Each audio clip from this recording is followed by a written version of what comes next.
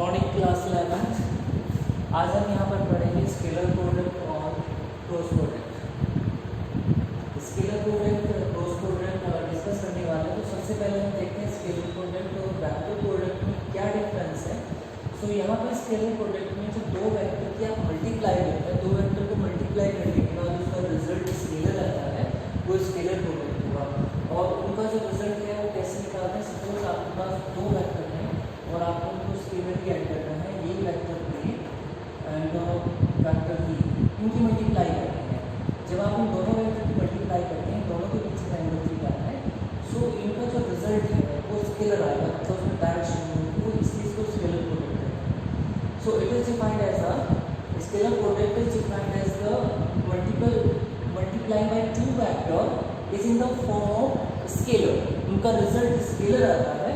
सो ये आपका होगा स्केलर प्रोडक्ट, या फिर इसको हम एक वर्ड और देते हैं डॉट प्रोडक्ट भी इसको आप देते हैं। अब बच्चों इसको थोड़ा सा यहाँ पर आपको समझना पड़ेगा। डॉट प्रोडक्ट में यहाँ पर इसको क्यों बोलता हूँ, कैसे आप इसको डॉट प्रोडक्ट निकालते हैं। एक्चुअली देखिए यहाँ पर दो वेक्टर हैं, इनकी मल्टीप्लाई करने के बीच में एंगल थीटा दिया। सो आप क्या करें, यहाँ पर एक ऐसे बटा और ये इसका एंगल है। इस वेक्टर बी का इस डायरेक्शन में जो कंपोनेंट है उसकी वैल्यू लिख दीजिएगा। जैसे वेक्टर बी पर लिख देते हैं वेक्टर बी का, मैंने आपको बताया जैसे वेक्टर को कंपोनेंट ब्रेक करते हैं तो जिस साइड में थीटा है वो उसका वैल्यू कोस बनाते हैं। तो यहाँ पर कौन सा कंडीशन आएगा, बी कोस थीटा आएगा, और इसका परपेंडिकुलर कंपोनेंट क्या होगा, बी साइड में होगा। स्केलर प्रोडक्ट में जब भी आप स्केलर प्रोडक्ट करें, जिन दो वेक्टर की मल्टीप्लाई करना चाहते हैं स्टूडेंट, तो उस कंडीशन में दोनों वेक्टर एक ही डायरेक्शन में होना चाहिए। जब दोनों वेक्टर एक ही डायरेक्शन में होता है, आप सोचिएगा मान लीजिए दो वेक्टर हैं, दोनों एक ही डायरेक्शन में हैं, तो सामने से आपको उसका टिक दिखाई देगा, दो वेक्टर एक ही डायरेक्शन। लेकिन यहाँ पर तो दोनों वेक्टर के बीच में एंगल थीटा था, तो हमें क्या करना होगा, वेक्टर ए और वेक्टर बी के बीच में जो एंगल है ऐसे देखना पड़ेगा कि इस वेक्टर बी का कौन सा कंपोनेंट वेक्टर ए की डायरेक्शन में है, मतलब दोनों वेक्टर एक ही डायरेक्शन में होने चाहिए। सो यहाँ पर जब आप डॉट प्रोडक्ट करते हैं, देखिए ऐसे लगाते हैं, वेक्टर ए और बीच में लगाते हैं डॉट के लिए मैंने बताया जब दो वेक्टर एक ही डायरेक्शन में होते हैं, सामने से आपको टिक दिखता है, उसके हिसाब से यहाँ पर डॉट लगाते हैं। तो A dot B is equal to इसका दोनों का अलग अलग मैग्नीट्यूड, ये रिजल्ट देख लीजिएगा पहले। यहाँ पर बी कोस थीटा और वेक्टर ए दोनों एक ही डायरेक्शन में है। सो आपने लिखा सर ये देखिए B cos theta multiply A. So A dot B is equal to A B cos theta, A dot B is equal to A B cos theta. दोबारा सुन लीजिएगा, स्केलर प्रोडक्ट में जब आप दो वेक्टर की मल्टीप्लाई करते हैं तो उनका रिजल्ट स्केलर आता है और ये फॉर्मूला बनता है ए बी कोस थीटा। अगर दोनों वेक्टर के बीच में एंगल थीटा है तो आपको ये चेक करना पड़ेगा जिस वेक्टर की आप मल्टीप्लाई करते हैं दूसरे वेक्टर के साथ, तो उसका कंपोनेंट इस वेक्टर की डायरेक्शन में कौन सा है। सो उसी को आप डॉट प्रोडक्ट या स्केलर प्रोडक्ट भी कहते हैं। राइट। तो यहाँ पर ये स्केलर प्रोडक्ट हुआ। अभी हम डिटेल में स्केलर प्रोडक्ट डिस्कस करेंगे, लेकिन साथ साथ में एक और वर्ड आपको बता दें, यहाँ पर एक और आएगा आपका वेक्टर प्रोडक्ट। वेक्टर प्रोडक्ट या फिर इसका एक और नाम होगा क्रॉस प्रोडक्ट। ये आज मैं दोनों आपको डिस्कस करने वाला हूँ वन बाय वन करके। पहले थोड़ा डिफरेंस बताता हूँ स्केलर प्रोडक्ट और वेक्टर प्रोडक्ट में क्या डिफरेंस है, what is the difference between scalar and vector product. अब देखिए सेम कंडीशन, जब आप यहाँ पर दो वेक्टर की मल्टीप्लाई करते हैं, दो वेक्टर मल्टीप्लाई करते हैं जो कि वेक्टर बी हो गया और ये वेक्टर बी है। बच्चों ध्यान से समझना, पूरी फिजिक्स की अंडरस्टैंडिंग क्रॉस प्रोडक्ट और आपके डॉट प्रोडक्ट पर डिपेंड करती है। फिजिक्स में इन दोनों का बहुत ज़्यादा इंपॉर्टेंट रोल है। जिन बच्चों को ये चीज़ समझ में आ जाती है क्रॉस प्रोडक्ट और डॉट प्रोडक्ट, तो उनके लिए फिजिक्स को समझना आसान हो जाता है। अदरवाइज फिजिक्स एक मिस्ट्री बनती रह जाती है, सभी डॉट हो गए क्रॉस हो गए। चलिए देखते हैं इनके पीछे लिखे एंगल थीटा। आप वेक्टर प्रोडक्ट करें, वेक्टर प्रोडक्ट में क्या करना होता है कि जब आप इन दोनों की मल्टीप्लाई करते हैं तो इनका जो रिजल्ट है मल्टीप्लाई करने के बाद वो वेक्टर फॉर्म में आना चाहिए, मतलब इसकी डायरेक्शन होनी चाहिए, इसमें डायरेक्शन नहीं। तो ए क्रॉस बी आप यहाँ पर देखिए, ए क्रॉस बी करके लिखते हैं क्रॉस। तो ए क्रॉस बी में क्या करेंगे, आप मल्टीप्लाई करेंगे तो उस केस में जैसे आपने बी के रेक्टेंगल कंपोनेंट के लिए यहाँ पर बी कोस थीटा आया था और ये बी साइन थीटा, देखिए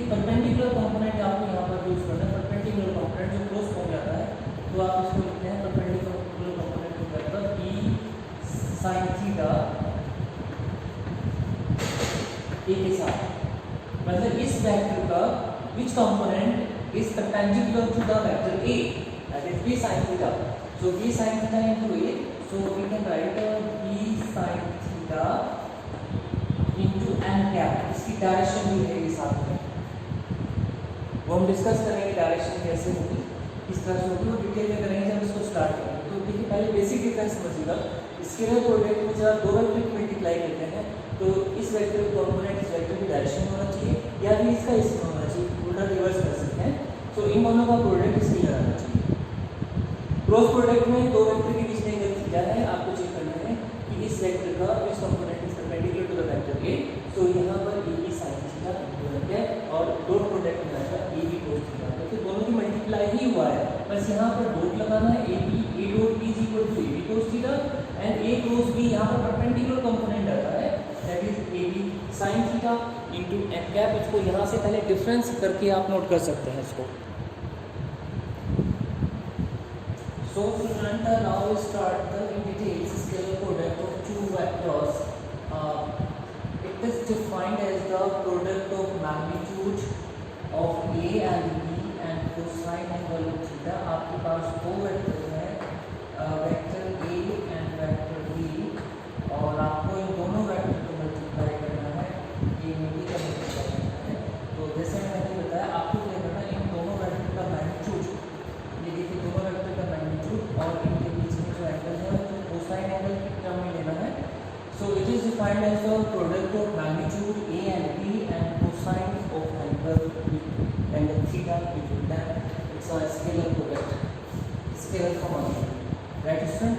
तो इससे कुछ एग्जांपल भी हैं जो आपको क्लास 10 में ये 9th में शायद पढ़े थे हमने। देखिए जैसे ये यहाँ पर एक ऑब्जेक्ट है और इस ऑब्जेक्ट पर आपने फोर्स लगाया और ये ऑब्जेक्ट डिस्प्लेस होकर यहाँ से यहाँ पहुँच गया, ये फोर्स है, ये डिस्प्लेसमेंट वेक्टर हो गया, ये हो गया। तो उस केस में जब आप वर्क डन निकालते हैं आपको याद होगा work done F S cos theta आप लिख लेते हैं यहाँ पर, या फिर dot product of force and displacement. देखिए ऐसे लिख सकते हैं डॉट प्रोडक्ट, यहाँ पर आपने फोर्स का कंपोनेंट दिया था f cos theta in the direction of displacement. एक यहाँ पर पावर के एग्जाम्पल दिए हैं स्टूडेंट, पावर के example, power is equal to dot product of instantaneous power है dot product of force and velocity. एक मैग्नेटिक फ्लक्स है जिसको आप वर्क में पढ़ेंगे, dot product of magnetic field into area. ये इसकी तीन एग्जाम्पल है, और बहुत सारी कंडीशंस हैं जो स्केलर फॉर्म में आप इसमें यूज करते हैं। तो प्यारे बच्चों इसको नोट डाउन करते हैं, हम पढ़ रहे हैं स्केलर प्रोडक्ट। अब इसकी कुछ प्रॉपर्टी डिस्कस कर लेते हैं। प्रॉपर्टीज ऑफ स्केलर प्रोडक्ट क्या है, what are the properties of scalar product, ठीक है बच्चों? तो सबसे पहला आ गया स्केलर प्रोडक्ट जो होता है बच्चों का, इट इज कम्यूटेटिव। कम्यूटेटिव का मतलब क्या है, देखिए अगर आप ए डॉट बी करते हैं, ए डॉट या फिर बी डॉट ए करें, दोनों का रिजल्ट सेम होगा, कोई फर्क नहीं पड़ेगा क्योंकि दोनों स्केलर फॉर्म है। This property are known as the scalar product is a commutative property. A dot b कर लो या फिर b dot, then scalar product distributive property है। Scalar product of two vector, मैंने शॉर्ट फॉर्म में लिखा है, इज डिस्ट्रीब्यूटिव। फॉर एग्जाम्पल देखिए वेक्टर ए, तो यहाँ पर आपने दो वेक्टर लिखे बी प्लस डिस्ट्रीब्यूटिव, तो इसकी ए की दोनों में लगभग मल्टीप्लाई हो जाएगा। तो this a dot b this will be dot b plus a dot c scalar, right बच्चे? Next one, scalar product of two parallel vector having same या अपोजिट डायरेक्शन। दो कंडीशन है यहाँ पर, तो इनका रिजल्ट क्या होगा, दो पैरेलल वेक्टर। देखिए दो पैरेलल वेक्टर की बात करें, एक वेक्टर ये ए है और दूसरा वेक्टर ये बी है, दोनों एक ही डायरेक्शन में है, दोनों के बीच में थीटा कितना हुआ 0। और मैंने पहले बताया था कि डॉट प्रोडक्ट में दोनों वेक्टर एक ही डायरेक्शन में है तो रिजल्ट मतलब डॉट प्रोडक्ट कहलाता है। तो यहाँ पर जब आप इनका डॉट प्रोडक्ट करेंगे A dot B, so A B cos theta, theta की जगह इनके बीच में एंगल 0 है, थीटा की जगह 0 आ गया, कोस 0 1 हो गया, तो इन दोनों का बेटा dot product A into B रहेगा। उसके अपोजिट डायरेक्शन में हम थीटा 180 आ जाए यहाँ पर, तो उस केस में जब आप ए डॉट बी यहाँ पर फाइंड करेंगे, डॉट प्रोडक्ट निकालेंगे, तो उसका रिजल्ट माइनस ए होगा। That will be minus A B for opposite vectors and for same direction vector theta is 0, so result will be A B. Clear है? तो उसको वन बाय वन करके आप इसको सोल्व करते हैं। And the next one scalar product of exact vector, दो vector same vector है, अपने आप में इक्वल वेक्टर है, तो उस केस में डॉट प्रोडक्ट कैसे करेंगे? डॉट प्रोडक्ट सो बच्चों उसको यहाँ पे ले लेते हैं, यहाँ पे बना लो, जहाँ से लिखिए अपने यहाँ पर, देखिए दो वेक्टर हैं, दोनों सिंगल वेक्टर हैं और सेम डायरेक्शन में है। सो यहाँ पर लिखेंगे आप A dot A is equal to, इन दोनों का अलग अलग magnitude into cos 0 cos 0 1, so answer will be a square. तो जब भी आप दो एग्जैक्ट वेक्टर, दो सेम वेक्टर एक ही डायरेक्शन में रहते हैं, तो प्यारे बच्चों उस केस में इन दोनों का जो डॉट प्रोडक्ट है वो a स्क्वायर होगा। इसी टाइप से अगर मैं लिखूं b डॉट b, तो आंसर क्या होना चाहिए? b स्क्वायर होना चाहिए, c डॉट c स्क्वायर। तो इस टाइप से इसका डायरेक्ट आप आंसर लिख सकते हैं। उसके बाद नेक्स्ट वन है जो scalar product of two vector which are perpendicular to each other, दो वेक्टर एक दूसरे के परपेंडिकुलर है, तो उस कंडीशन में उन दोनों का डॉट प्रोडक्ट क्या होगा? मैं इधर से रब कर रहा हूँ, आप इसका स्क्रीनशॉट ले लीजिएगा। Two vector perpendicular to each other, देखिए ये दो वेक्टर हैं, this is a vector p and vector p। आपसे कहा गया कि भाई बच्चों इन दोनों का डॉट प्रोडक्ट निकालो, डॉट प्रोडक्ट निकालो, मल्टीप्लाई करनी है परपेंडिकुलर। सो यहाँ पर आपने लिखा a डॉट b मतलब A B cos theta, theta is 90 degree, cos 90 हो गया आपका 0, सो उस केस में a डॉट b की वैल्यू 0 होगी। a dot b will be 0 when two vector perpendicular. अब बिल्कुल सिंपल कंसेप्ट है, अगर दो वेक्टर हो एक ही डायरेक्शन में, तो उन दोनों का result a dot b a b आ गया, और अगर दोनों परपेंडिकुलर है तो a डॉट b 0 होगा। कुछ बात समझ में है आपको? उसके बाद हम इसको थोड़ा सा और आगे बढ़ाते हैं, ये अच्छे से नोट कर लीजिएगा, इसके हमारे को काफ़ी हेल्प मिलने वाली है हमसे। Scalar product of, scalar product दिखाना है आपको यूनिट वेक्टर का, यूनिट वेक्टर। नेक्स्ट प्रॉपर्टी है, बुक में चेक कर लीजिए, उसमें गिवन है यूनिट वेक्टर। आपको याद होगा क्या जो जैसे मैं ऑर्थोगोनल ट्रायंगल से बता रहा था, ये एक्स एक्सिस है, ये वाई एक्सिस है, ये जेड एक्सिस है, इस वाले में जो यूनिट वेक्टर बेस वेक्टर होता है वो एक्स एक्सिस आ गया है, and in this axis is j cap or this axis is k cap, right? I और j एक दूसरे के परपेंडिकुलर है, ये परपेंडिकुलर है, ये परपेंडिकुलर है, तो इनका आपको डॉट प्रोडक्ट निकालना है। अगर मैं आपसे कहूँ i cap dot i cap, दोनों एक में आ गए, तो उस कंडीशन में जब आप इनका रिजल्ट रखेंगे, तो यहाँ पर इसका मैग्नीट्यूड 1, इसका मैग्नीट्यूड 1, cos थीटा cos 0 1, तो इसका आंसर याद रखिए 1 आएगा। तो इसी टाइप से i डॉट i कैप हो या फिर j हो या फिर a डॉट b हो, इन सब का रिजल्ट क्या है बच्चों? 1 ही होना है, यूनिट वेक्टर से लिए। एंड देन इसी का अगर हम लिख उल्टा i cap dot j cap, देखिए i और j इनके बीच में अगर कितना कि 90 डिग्री आ गया, सो जो आप इनका रिजल्ट निकालें तो 90 0, तो i डॉट j हमेशा 0 होगा। और इसी तरह से i डॉट k कोई सा निकाल लीजिएगा 0 होगा, सिंगलर वाले को सबका आंसर 0 होगा। क्लियर है? तो इसको आप अच्छे से यहाँ से लिख लीजिएगा। एंड देन हम अगला टॉपिक पढ़ते हैं, इसको अच्छे से आप लिखिए, मैं अपने नेक्स्ट टॉपिक पे जा रहा हूँ, आप इसको पॉज करके यहाँ से लिख लिया करें। ओके, चलो भाई बच्चों नेक्स्ट। तो यानी आप क्या सोच रहे हो, कहाँ तो आप क्लास में पढ़ने वाले थे, कहाँ लॉकडाउन की वजह से सिचुएशन अभी बड़ी अलग थी आपकी 11th class.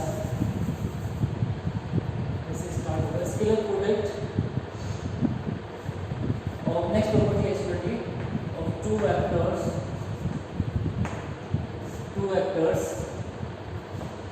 in rectangular form, rectangular component की फॉर्म में बताना है, component फॉर्म में बताना है।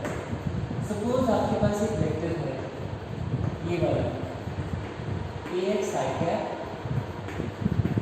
Plus ay j cap plus az t, ठीक है बच्चों। And then second vector b is equal bx I cap plus by j cap plus bz t cap। पढ़ा था ना हमने कल स्टाइल से कंडीशन पढ़ा। अब आपसे क्वेश्चन पूछा गया कि भाई दोनों मल्टीप्लाई करो, डॉट प्रोडक्ट करो, a डॉट b करना है इनका, तो कैसे करेंगे? देखिए वैसे तो आप पूरा अलग पूरा मल्टीप्लाई करना पड़ेगा, तो मैं इसका डायरेक्ट रिजल्ट आपको बता रहा हूँ। आप क्या करें, इसका इसमें मल्टीप्लाई, इसका इसमें और इसका इसमें मल्टीप्लाई करेंगे। आई ये 1 हो जाएगा, ये 1 हो जाएगा, ये 1 हो जाएगा, छोड़ दो सीधा ऐसे करेंगे ax bx plus ay by plus az bz, ये लो। फॉर एग्जाम्पल एक वेक्टर देखिए जैसे आपको ऐसे example 2i cap plus 3j cap plus 4k, and then second vector b is equal to i cap plus 2j cap plus 3k। Dot product करना है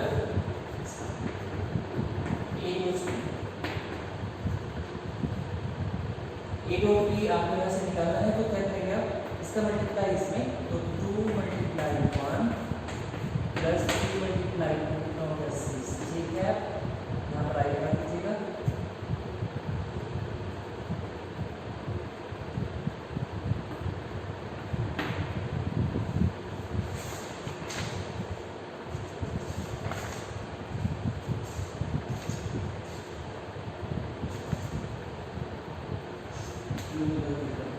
ठीक है बच्चे। उसके बाद यहाँ पर ये हो जाएगा, पता नहीं क्या है, 3 2 2 6 हो गया, और ये प्लस हो गया 12, और ये हो गया आपका यहाँ पर 2, इन दोनों तीनों का 2 मल्टीप्लाई 1 3 मल्टीप्लाई 2 6 4 6 12, सो ये हो गया 8 20, तो ये आपने हो गया ये डॉट, ठीक है बच्चों। तो इस तरह से आपको यहाँ पर इसका डॉट प्रोडक्ट। इसके बाद बच्चों जैसे ये आपका डॉट प्रोडक्ट हो गया, यहाँ से एक प्रॉपर्टी और इसका बचा हुआ है, नेक्स्ट प्रॉपर्टी जैसे लास्ट प्रॉपर्टी कहेगी आपको, एंगल पूछा जाएगा आपसे। जैसे ये किया है आपके पास a और b is equal to ab cos theta, so यहाँ से cos थीटा आपको निकालना है। सो cos थीटा हो गया value a dot b divide by A B, मतलब ए और बी का मैग्नीट्यूड आएगा नीचे, सो ऐसे मैग्नीट्यूड कैसे निकालो? तो जैसे ये क्वेश्चन दिया हुआ है कि आपको एंगल बताइए दोनों के बीच में एंगल कितना है, तो पहले डॉट प्रोडक्ट कर दो, ये पूरी वैल्यू यहाँ पर लिख सकते हो।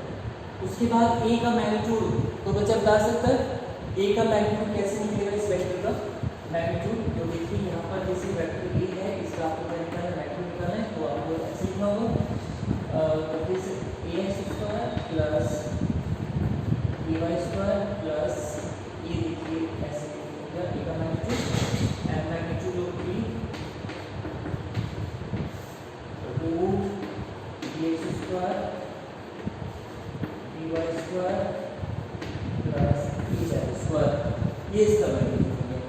अगर आप सीधा निकालेंगे, देखिए ये वाली वैल्यू कहाँ गई, ये वाली वैल्यू को आप रख देंगे यहाँ पर, ये पूरा है, और इसका मैग्नीट्यूड रखना है आपको, ये पूरी वैल्यू यहाँ रख देंगे और ये वाली वैल्यू यहाँ रख देंगे, उसको सोल्व करके सीधा निकालेंगे, राइट। इस टाइप के न्यूमेरिकल्स हैं काफ़ी सारे डॉट प्रोडक्ट के, जो आपको सोल्व करने हैं। ओके बच्चों, सो स्टूडेंट अब इसके कुछ न्यूमेरिकल्स हैं वो आप कर लीजिएगा। जैसे ये एग्जांपल 26 देखिए, find the angle between the vectors, ये वेक्टर गिवन है और ये वेक्टर गिवन है, एंगल निकालना है, अभी फॉर्मूला बताया। जो पहले वेक्टर ए का मैग्नीट्यूड निकाल लो, यहाँ 1 है 2 है, यहाँ -1 है, √6 आ गया। फिर वेक्टर बी का निकाल लीजिए, वेक्टर बी का ये रखा, ये √6 आ गया। इसका डॉट प्रोडक्ट कर लो, देखिए 1 मल्टीप्लाई -1 ये आ गया, 2 मल्टीप्लाई 1 एंड देन -1 मल्टीप्लाई -2 3 आ गया। cos theta a dot b upon magnitude of a and b, so answer is 1/2, 1/2 is cos 60, तो थीटा इज 60। यहाँ पर देखिए दिया हुआ साफ साफ कि इसने कहा कि वेक्टर ये है, एक दूसरा वेक्टर ये, दोनों परपेंडिकुलर हैं, और जब a डॉट b में परपेंडिकुलर कंडीशन आती है तो दोनों का डॉट प्रोडक्ट 0 होगा। तो इन दोनों का डॉट प्रोडक्ट को 0 के इक्वल रखा और ये प्रूफ हो गया, परपेंडिकुलर कंडीशन 0 आना चाहिए। क्वेश्चन नंबर यहाँ से 29 भी चेक कर सकते हैं आप। एक the magnitude of 2 vectors 3 and 4 and scalar product is 6, मतलब a डॉट b 6 है, एंगल निकालना सीधा सीधा हो जा रहा है। एनसीईआरटी क्वेश्चन है, फोर्स दिया हुआ है, this is force and this is i minus I cap plus 2j cap plus 3k cap and displacement 4 metre है इसमें जेड एक्सिस में। सो डिस्प्लेसमेंट का वेक्टर फॉर्म क्या लिखेंगे, S vector is equal to 4 Z axis k cap, right. ये हो गया, dot product कर दिया इनका एफ डॉट एस और आंसर इज 12 जूल। देखिए इसमें ओनली k का है और यहाँ पर k का 3 है, तो बाकी दो की मल्टीपल 0 हो जाएगा, तो 4 × 3 12 जूल आंसर आ जाएगा। ऐसे ये क्वेश्चन दिया हुआ है। कुछ इसमें डिफरेंट क्वेश्चन है, वो बताऊंगा अभी मैं, पहले एक और देख लीजिएगा। जैसे ये क्वेश्चन दिया हुआ है, इसने A B C are such that, ये दिया हुआ है a is equal to B plus C और इनके मैग्नीट्यूड यहाँ पर गिवन है ए बी सी के। तो find the angle between A and C, देखिए किसके बीच का एंगल पूछा है, ए और सी का पूछा है, लेकिन यहाँ पर ए इधर है सी इधर है। तो एक काम कीजिए, जिनका भी पूछा उनको एक तरफ कर लीजिएगा, सी को इधर कर लीजिएगा। तो b is equal to A minus C. अब इसको डबल कर लीजिए डॉट प्रोडक्ट की फॉर्म में, A B dot B A minus C. अब इसका डॉट प्रोडक्ट पूरा खोल लीजिएगा, ये सेल्फ वाले आगे तो a²c², ये अलग है तो -2ac cos थीटा ऐसे लिखा जाएगा। और यहाँ से आपको थीटा निकालना है, इसको सोल्व करके निकाल लीजिएगा। देखिए ऐसे लिखा जाएगा, फिर ये इस टाइप से हो जाएगा। कुछ बच्चे यहाँ गड़बड़ कर सकते हैं कि सर इनका डबल स्क्वायर हो रहा है तो ये यहाँ 2ac आना चाहिए। बेटा यहाँ डॉट आ गया, जब डॉट आ जाएगा तो यहाँ पर ac cos थीटा लिखा जाएगा, ठीक है बच्चे। तो ये आपका सेक्शन है। एक इसमें आपको 33 क्वेश्चन करना है इसी टाइप से।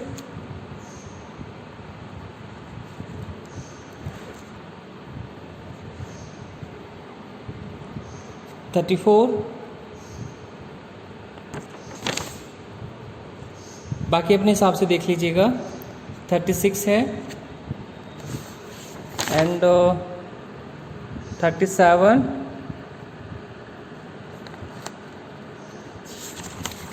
और ये बाकी सभी अनसोल्ड क्वेश्चंस।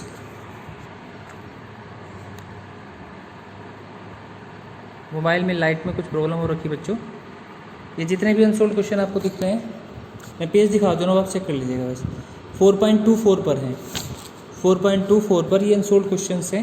मोबाइल में थोड़ी प्रॉब्लम आ गई इसलिए क्लियरिटी नहीं दे रहा है, तो आप समझदार है, समझ जाएंगे।